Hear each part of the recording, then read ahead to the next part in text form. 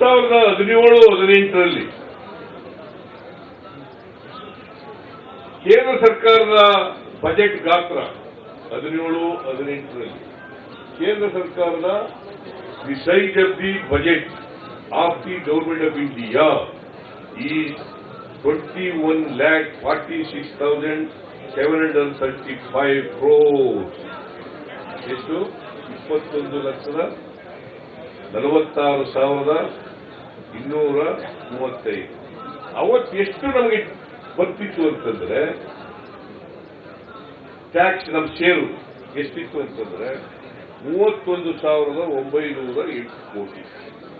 ಎಷ್ಟು? 31,900 ಕೋಟಿ. Centrally sponsored schemes ಅಂತ ಇರ್ತವೆ, ಅದರಲ್ಲಿ ನಮ್ಮ ಶೇರು ಇರ್ತದೆ, ಕೇಂದ್ರ ಸರ್ಕಾರದ ಶೇರು ಇರ್ತದೆ. ಸೆಂಟ್ರಲ್ ಶೇರ್ ಈಗ ಇಂದಿರಾ ಆವಾಸ್ ಮನೆಗಳು ಅಂತ ಇದೆ. ಆ ಇಂದಿರಾ ಆವಾಸ್ ಮನೆಗಳಲ್ಲಿ ಕೇಂದ್ರ ಸರ್ಕಾರ ದುಡ್ಡು ಕೊಡ್ತದೆ, ಅದ್ರ ಹೆಸರು ಮಾತ್ರ ಪ್ರಧಾನಮಂತ್ರಿ ಆವಾಸ್ ಯೋಜನೆ. ಅದು ಕೊಡೋದು 1,20,000, ನಾವು 1,20,000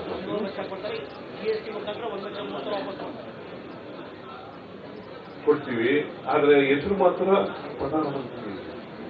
ಈ ತರ ಸೆಂಟ್ರಲಿ ಸ್ಪಾನ್ಸರ್ಡ್ ಸ್ಕೀಮ್ಗಳಲ್ಲಿ ಅದು it is on share basis.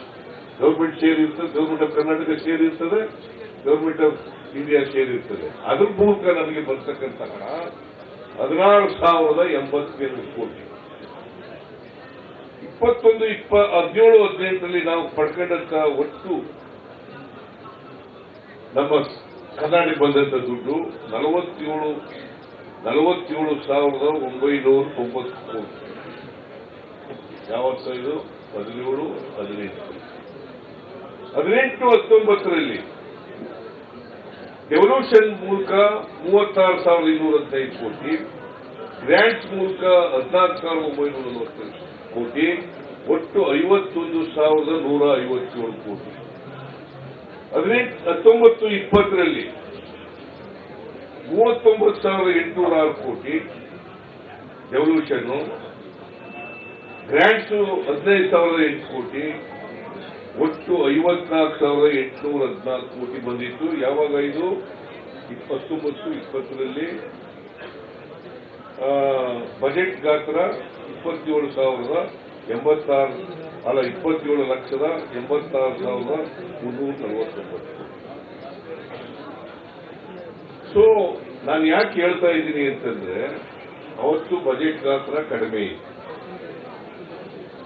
ಇದ್ರೂ ಕೂಡ 18-19ರಲ್ಲಿ 51,000 ಕೋಟಿ ಬಂದಿದೆ. ಎಷ್ಟು ಬಂದಿದೆ? 51,000 ಕೋಟಿ. ಬಜೆಟ್ ಗಾತ್ರ ಎಷ್ಟಿತ್ತು ಅಂದ್ರೆ 24,042. 23-24ರಲ್ಲಿ ಎಷ್ಟು ಬಜೆಟ್ ಗಾತ್ರ? 45 ಲಕ್ಷ ಕೋಟಿ.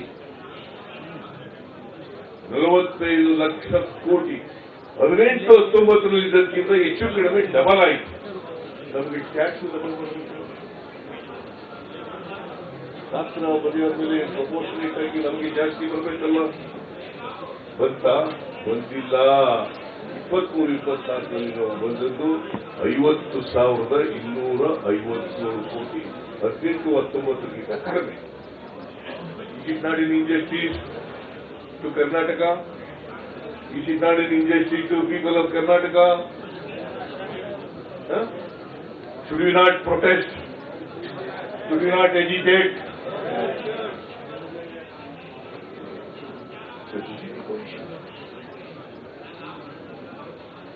ಸೊ GST ಬಂತು. ನಾವು ಹೇಳಿದ್ವು GST ಇಂದ ಅವೈಜ್ಞಾನಿಕ ಆಗಿದೆ, ಇದು ಬೇಡ, ಈಗ ಮಾಡಬೇಡಿ, ವೈಜ್ಞಾನಿಕವಾಗಿ ಮಾಡಿ. GST ನಾವು ವಿರೋಧ ಮಾಡಲ್ಲ, ಆದ್ರೆ GST ಮಾಡುವಾಗ ಏನ್ ಹೇಳಿದ್ರು ಕೇಂದ್ರ ಸರ್ಕಾರದವರು? ನಿಮ್ಗೆ ಎಷ್ಟು ನಷ್ಟ ಆಯ್ತದ ಅವೆಲ್ಲ ಬರ್ಸ್ಕೊಟ್ಟಿದ್ರಿ ಅಂತ ಹೇಳಿದ್ರು. GST ಕೌನ್ಸಿಲ್ನಲ್ಲಿ ನಿಮ್ಗೆ ಎಷ್ಟು ನಷ್ಟ ಆಯ್ತದೆ ಅಷ್ಟೆಲ್ಲ ಬರ್ಸ್ಕೊಡ್ತೀವಿ. ನಮ್ಮ ಕೃಷ್ಣ ಬೈರೇಗೌಡ ಹೋಗ್ತಾರೆ GST ಕೌನ್ಸಿಲ್, ಎಲ್ಲರೂ ಬರ್ಸ್ಕೊಡ್ತೀವಿ ಅಂತ. ನಮಗೆ ಅವತ್ತು 15% ಟ್ಯಾಕ್ಸ್ ತಗೋತೀವಿ. ಟ್ಯಾಕ್ಸ್ 15%. ಅದು ನ್ಯಾಷನಲ್ ಅವರೇಜ್ 14% ಅಂತ ಹೇಳಿದ್ರು. 14% ಕೊಡ್ತೀವಿ ಹೇಳಿದ್ರು, ಒಪ್ಕೊಂಡು 14% ಕೊಡ್ತೀವಿ ಅಂತಂದ್ರು ಒಪ್ಕೊಂಡು 5 ವರ್ಷ ಕೊಟ್ಟರು. 2022 ಜೂನ್ಗೆ ನಿಲ್ಲಿಸ್ಬಿಟ್ಟು ಜೂನ್ 2022 ಇಸ್ವಿಗೆ ಕಾಂಪನ್ಸೇಷನ್ ಕೊಡೋದಿಲ್ಲ. ಈಗ 22, 23, 24 ಎರಡೇ ವರ್ಷದಲ್ಲಿ ಆ ಕಾಂಪನ್ಸೇಷನ್ ಕೊಟ್ಟಿರೋದಲ್ಲ, ತೆರಿಗೆ ನಮಗೆ ನಷ್ಟ ಆಯ್ತಲ್ಲ, ಅದರಿಂದ ಮೋರ್ ದೆನ್ 59,000 ಕ್ರೋರ್ಸ್ ನಷ್ಟ. ಎಷ್ಟು ನಷ್ಟ ಆಯ್ತು? 59,000 ಕೋಟಿಗೂ ಹೆಚ್ಚಾಗಿ.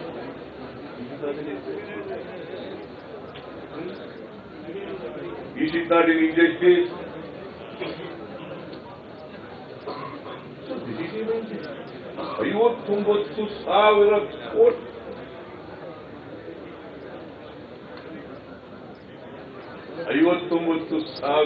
ಕೋಟಿ ಕಡಿಮೆ ಆಯ್ತು. ಸೊ ಈಗ ಪರಿಹಾರ ಕೊಡ್ತಾ ಇಲ್ಲ ನಮಗೆ, ಕೇಂದ್ರ ಸರ್ಕಾರದಿಂದ ಪರಿಹಾರ ಕೊಡ್ತಾ ಇಲ್ಲ, ನಿಲ್ಲಿಸ್ಬಿಟ್ಟು 15% ಇದ್ದದ್ದು ಈಗ ಟ್ಯಾಕ್ಸ್ ಗ್ರೋತ್ ನಮಗೆ GST ಆದ್ಮೇಲೆ 9% ಬಂದ್ಬಿಟ್ಟಿದೆ. ಟ್ಯಾಕ್ಸ್ ಗ್ರೋತ್ 9%, GST ಆದ್ಮೇಲೆ 9 ಗ್ರೋತ್ ಆಗಿದೆ. ನಮಗೆ GST ನಷ್ಟ ಆಗಿದೆ ಹೊರತು ಅವರೇನು ರಾಜ್ಯಗಳಿಗೆ ತೆರಿಗೆ ಜಾಸ್ತಿ ಬರ್ತದೆ ಅಂತ ಹೇಳಿದ್ರು, ಅದು ಸುಳ್ಳಾಯಿತು. ರಾಜ್ಯಗಳಿಗೆ ಜಾಸ್ತಿ ಬರ್ತದೆ ಅಂತ ಹೇಳಿದ್ರು ಕೇಂದ್ರ ಸರ್ಕಾರ, ಅದು ಸುಳ್ಳಾಯಿತು. ನಮಗೆ ನಷ್ಟ ಆಯಿತು.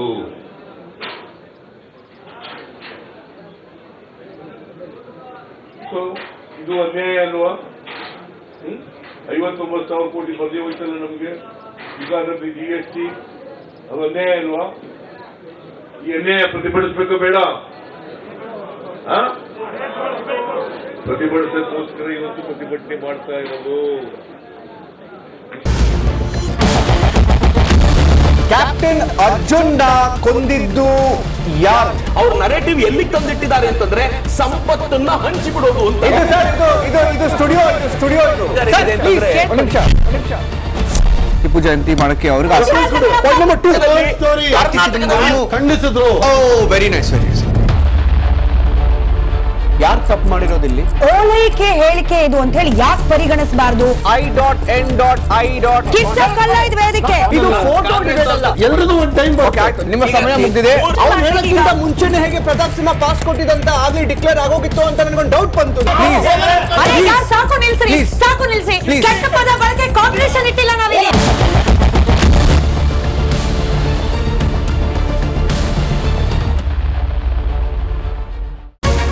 ರಿಪಬ್ಲಿಕ್ ವರ್ಡ್ ಆಪ್ ಇದು ಕೇವಲ ಅಪ್ಲಿಕೇಶನ್ ಅಲ್ಲ, ಸಮಗ್ರ ಸುದ್ದಿಗಳ ಸಂಪರ್ಕ ಮಾರ್ಗಕ್ಕೆ ಕ್ರಾಂತಿಕಾರಿ ಬದಲಾವಣೆ. ರಿಪಬ್ಲಿಕ್ ವರ್ಡ್ ಆಪ್ ಕೇವಲ ಸುದ್ದಿ ಅಪ್ಲಿಕೇಶನ್ ಪರಿಚಯಿಸ್ತಾ ಇಲ್ಲ, ಬದಲಾಗಿ ಡಿಜಿಟಲ್ ಸುದ್ದಿ ಬಳಕೆಯ ಹೊಸ ಯುಗಕ್ಕೆ ನಾಂದಿ ಹಾಡ್ತಾ ಇದೆ. ಇದೊಂದು ಬ್ರೇಕಿಂಗ್ ನ್ಯೂಸ್, ಪ್ರಭಾವಶಾಲಿ ಕಾರ್ಯಕ್ರಮಗಳಿಗೆ ಗಟ್ಟಿಯಾದ ನ್ಯೂಸ್. ಇಲ್ಲಿ ಕೇವಲ ತಾಜಾ ಸುದ್ದಿ, ಅದರ ನೇರ ಪ್ರಸಾರ ಮತ್ತು ಚರ್ಚೆಗಳಿಗೆ ಮಾತ್ರ ಅವಕಾಶ. ರಿಪಬ್ಲಿಕ್ ವರ್ಲ್ಡ್ ಆಪ್ ಡೌನ್ಲೋಡ್ ಮಾಡಿಕೊಳ್ಳಿ. ಗೂಗಲ್ ಪ್ಲೇ ಸ್ಟೋರ್ ಮತ್ತು ಆಪಲ್ ಆಪ್ ಸ್ಟೋರ್ನಲ್ಲಿ ಲಭ್ಯವಿದೆ.